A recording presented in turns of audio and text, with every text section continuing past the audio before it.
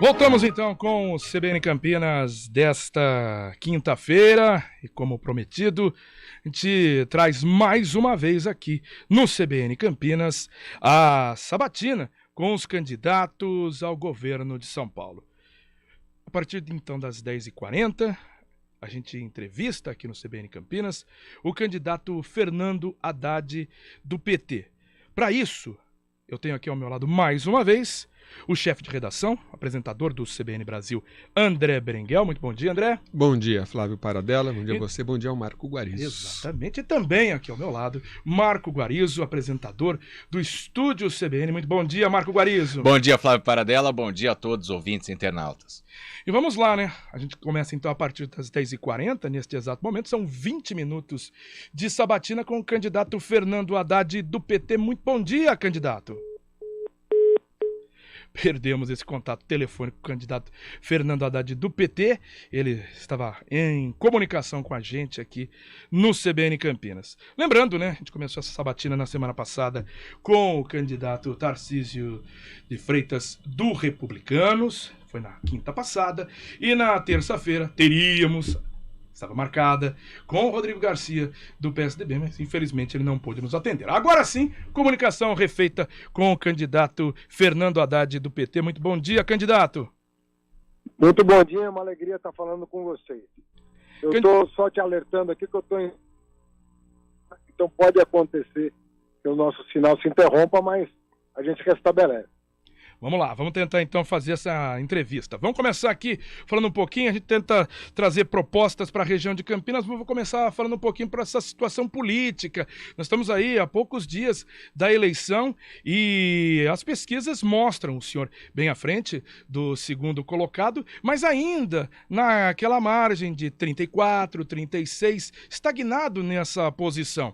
Queria saber do senhor, candidato Fernando Haddad, isso preocupa para um eventual segundo turno e também esse crescimento de Rodrigo Garcia nas últimas pesquisas, praticamente em todas as pesquisas, mostrando que pode haver novamente no estado de São Paulo a polarização PT-PSDB, algo que não acontece no âmbito federal, a polarização entre Lula e Jair Bolsonaro. Preocupa disputar novamente com o PSDB um possível segundo turno, candidato? Não, pelo contrário, né? Se o Bolsonaro não tiver um candidato aqui, melhor, né? Em São Paulo. Eu acho que se o Bolsonaro perder a eleição, não conseguir levar o candidato dele para o segundo turno, isso facilita muito a vida do Brasil. E nós temos que pensar no Brasil em primeiro lugar. Então, para nós, derrotar o bolsonarismo em São Paulo é fundamental. Fundamental.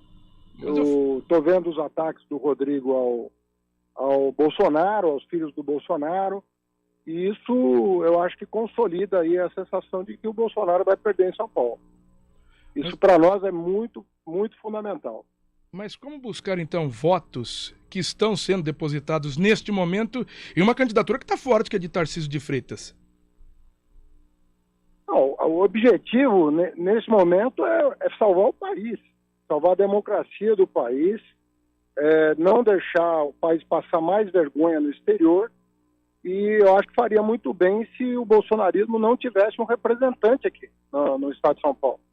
É um estado moderno, é um estado que tem muito a ser feito. Obviamente que a avaliação do governo atual, Dória Garcia, não é boa, mas a impressão que eu tenho é que para São Paulo é melhor que o Bolsonaro não tenha um candidato no segundo turno. Para São Paulo e para o Brasil, na minha opinião. Vamos lá, agora aqui ao meu lado, passando essa informação. Agora quem vai conversar com o senhor é André Berenguel, chefe de redação aqui da CBN. Bom dia, candidato Fernando Haddad. O senhor falou em impressão, usa o mesmo termo. É impressão ou o PT tem usado mais o candidato Alckmin do que o próprio Lula aqui no interior paulista para buscar votos para o PT? Isso porque o ex-tucano ele tem aquela marca, né, de ser mais conservador em vários segmentos, inclusive com relação ao público evangélico, que tem sido o centro das atenções tanto na esfera estadual quanto federal. Olha, nesse caso, para mim não é exatamente um problema essa questão, porque eu sou neto de sacerdote cristão. né? Então, meu vínculo com o cristianismo é muito superior ao dos meus adversários, né? Sou neto de sacerdote. Agora, eu sou amigo do Alckmin há 10 anos.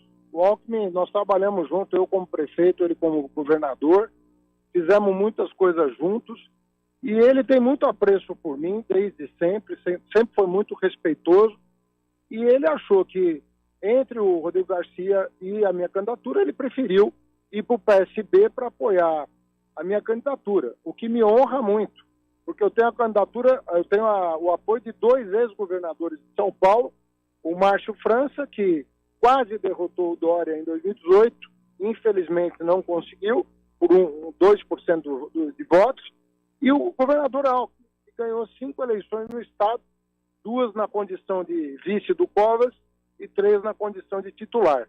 Então, para mim, ter a experiência do Alckmin e do Márcio França, que conhecem muito bem o estado, é uma garantia de que eu vou poder formar uma equipe de peso para o estado de São Paulo. Ou seja, nós precisamos de uma equipe experiente. E eu não sou uma pessoa que assumo um cargo e saio demitindo técnicos bons, independentemente da ideologia da pessoa. No Ministério da Educação, eu mantive os bons técnicos da época do Fernando Henrique. Todo mundo sabe disso, que eu tinha uma relação muito boa com o Paulo Renato. E na Prefeitura de São Paulo, muitas pessoas me ajudaram que não eram do PT. E por isso que eu tenho a honra de ter hoje 7 partidos aliados na disputa ao Palácio dos Bandeirantes. E fico mais tranquilo de tê-los comigo no primeiro turno, porque eu sei que isso vai fazer diferença na hora de governar.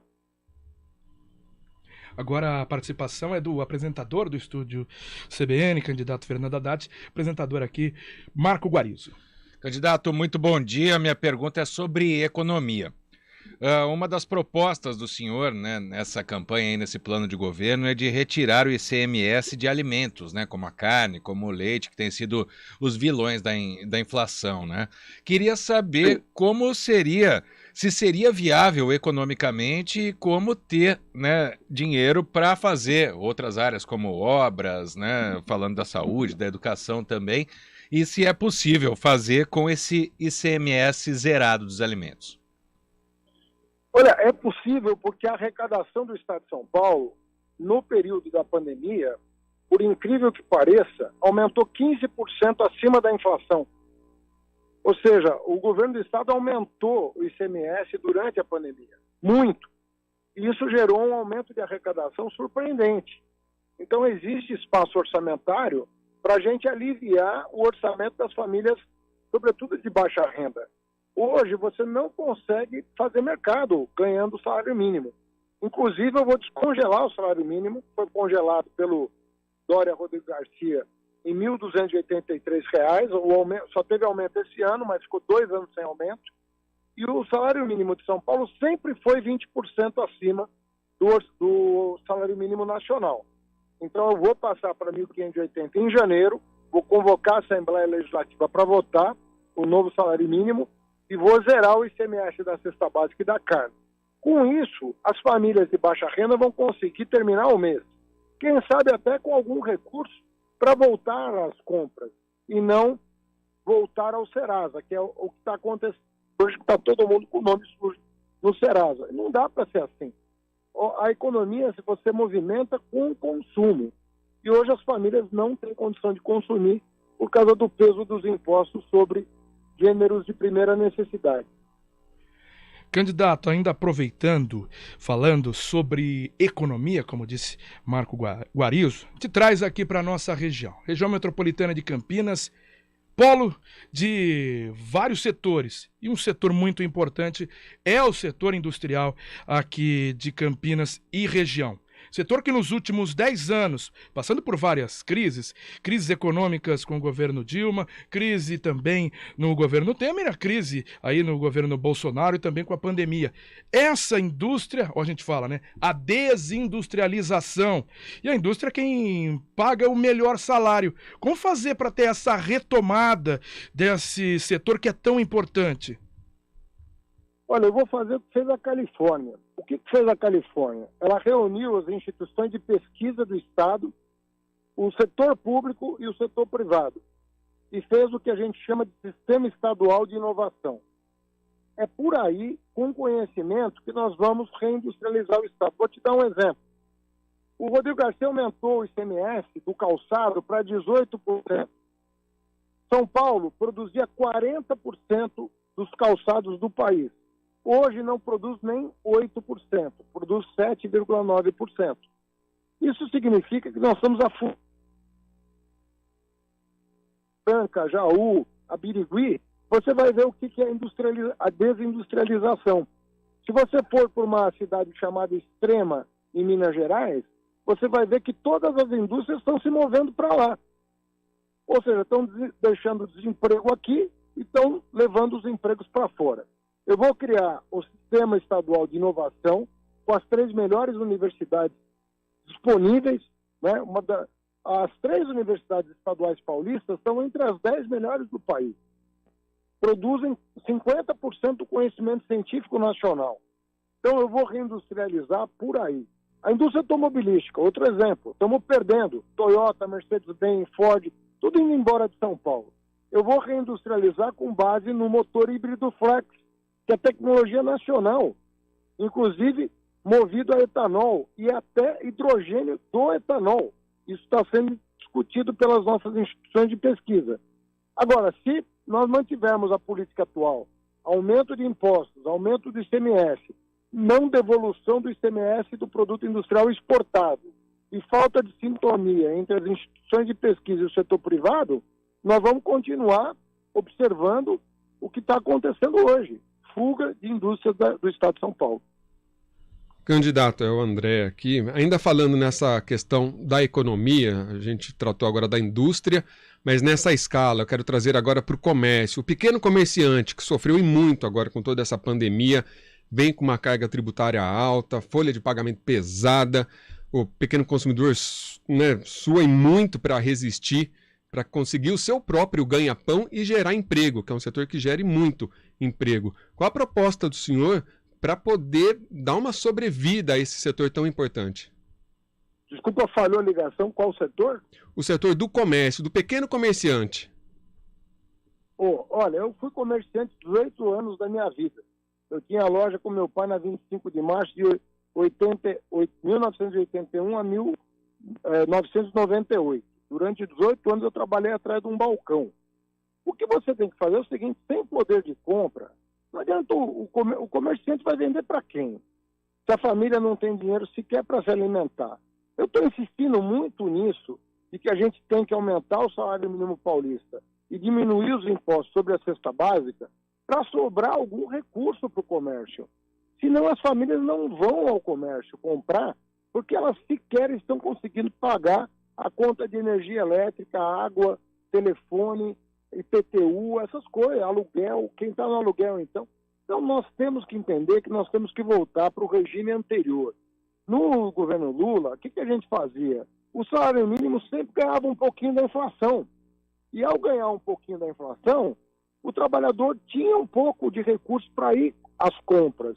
Todo mundo comprou um eletrodoméstico, todo mundo comprou uma roupa nova, um sapato novo para o filho, todo mundo melhorou um pouco de vida. Agora, o salário está muito arrochado. Veja o caso dos servidores públicos. O governo do Estado confiscou a aposentadoria de quem ganha R$2.000. Foi lá e tomou o dinheiro do... Como é que uma pessoa que ganha R$2.000 e pagou a aposentadoria a vida inteira, se aposenta, vem o governo do Estado e confisca uma parte da aposentadoria da pessoa? Se a pessoa ganhasse 20, 10, R$5.000, mas ganha 2. E o governo foi lá e tomou.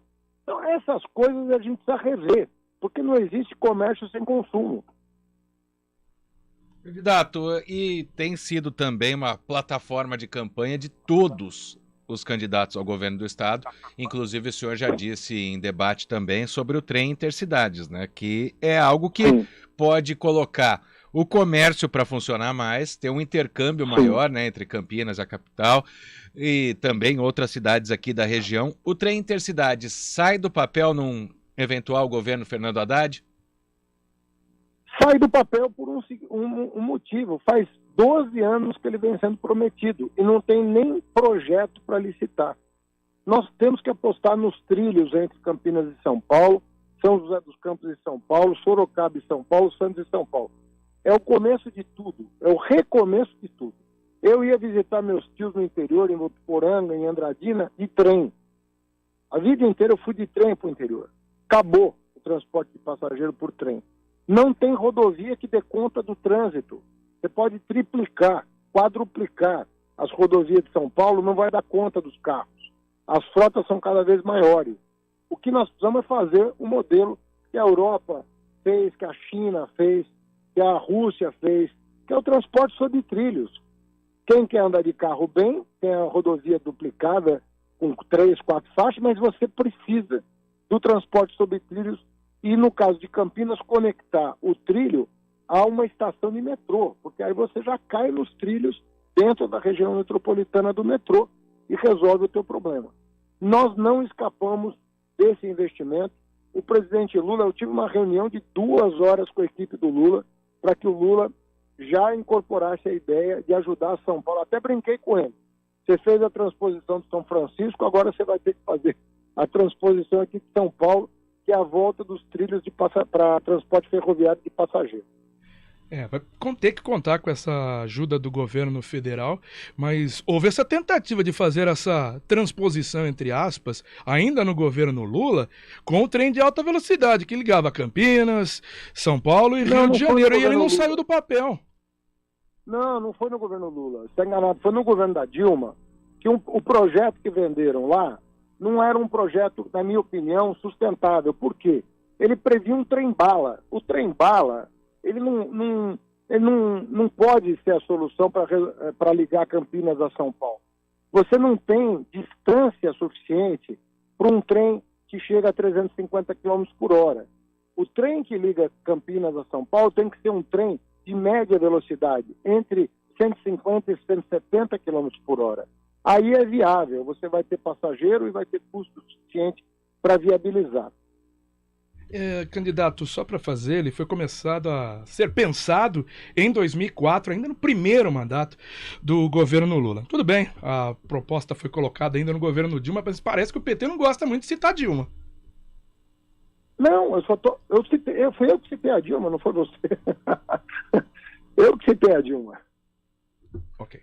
André? Candidato, com relação, a gente falou a respeito do trem de alta velocidade aí, trem intercidades, com relação às rodovias. O estado de São Paulo tem as melhores rodovias, né, tido como as melhores rodovias do país, mas sob as concessões, né, as concessionárias. Aquelas que estão sob o guarda-chuva do estado aí, dentre elas a Luiz de Queiroz, que liga aí a Americana, Piracicaba, né, sai da Anhanguera, é horrível. Quem passa por lá sabe muito disso, além do risco de acidentes. Enfim, sim. No eventual governo do senhor, haverá parcerias público-privadas, concessões, já que o PT tem muito essa questão da estatização, mas hoje em dia a gente tem muito visto as concessões e as PPPs? Olha, a lei das PPPs é da minha autoria. Eu era assessor do ministro do Planejamento, foi eu que redigi a lei das PPPs. O ProUni, que é o maior programa de bolsas do mundo, é um programa que eu fiz quando eu era secretário executivo do MEC e depois ministro da Educação. Então não tem nenhum problema com parceria público-privada. O que eu não aceito é uma relação promíscua com o setor privado. Isso eu não aceito. Por exemplo, por que você renova um contrato de concessão de pedágio sem licitar, sem tentar baratear o preço do pedágio, como aconteceu agora no governo do Rodrigo Garcia? Eu acho errado os contratos que ele assinou. Ele chegou a prorrogar contrato que ia vencer em 2028, prorrogou para 2038. Por que ele fez isso? Qual foi a vantagem que nós tivemos ele renovando um contrato que nem vencido estava? Eu me comprometo com você. Vencido o contrato, eu vou relicitar, como se fazia até o governo Alckmin. Porque aí você derruba o preço do pedágio de 25% a 30%. Essa prática que o Rodrigo Garcia adotou é uma prática perniciosa, porque o investimento já foi feito na duplicação. Não tem por que continuar pagando pedágio caro depois da estrada duplicada e o investimento pago. Então eu estou assumindo um compromisso público aqui. Quando vencer um contrato de pedágio, eu não vou renovar. Já estou avisando, não vou renovar. Pode fazer a pressão que for, pode ser a empreiteira que for. Eu não quero saber. vai ter que ser submetida a uma concorrência para a gente derrubar o preço do pedágio, porque o investimento já foi feito. Candidato Fernando Haddad, candidato ao governo do estado pelo PT. A gente tem aí um tempo muito curto agora para a gente conseguir desenvolver alguma pergunta e até a própria resposta do senhor. Eu queria agradecer a participação aqui do senhor nesta sabatina da CBN Campinas, para a gente trazer essas propostas e alguns pontos também da candidatura. Muito obrigado, candidato. Eu que agradeço a CBN. Um grande abraço a todos e um bom dia. Conversamos então com o candidato Fernando Haddad do PT, candidato ao governo do estado, nesta série de sabatinas. Na semana passada tivemos, né, a sabatina, um pouco mais curta, né, que foi combinado das 10h40 às 11 horas, e com Tarcísio de Freitas, do Republicanos, ele que iniciou, né, essa rodada. Na terça-feira, marcada com o candidato Rodrigo Garcia, que não conversou aqui com a gente, não pôde, estava aí com um problema de agenda. Mas nesta quinta-feira, esse atendimento feito pelo candidato Fernando Haddad, esse compromisso aqui da CBN Campinas, para trazer essas informações para a região e conversando com os candidatos ao Palácio dos Bandeirantes. Queria agradecer essa participação na sabatina. Muito obrigado, viu, André Berenguel? Obrigado, Flávio Paradella. É o espaço, né, da CBN Campinas dado aí aos principais candidatos ao estado. E também aqui ao meu lado, essa participação também do apresentador do estúdio CBN, Marco Guarizo. Muito obrigado, Guarizo. Obrigado, Paradella. É muito legal a gente poder participar desse momento, né, e trazer a eleição um pouquinho para nossa região. São 11 horas.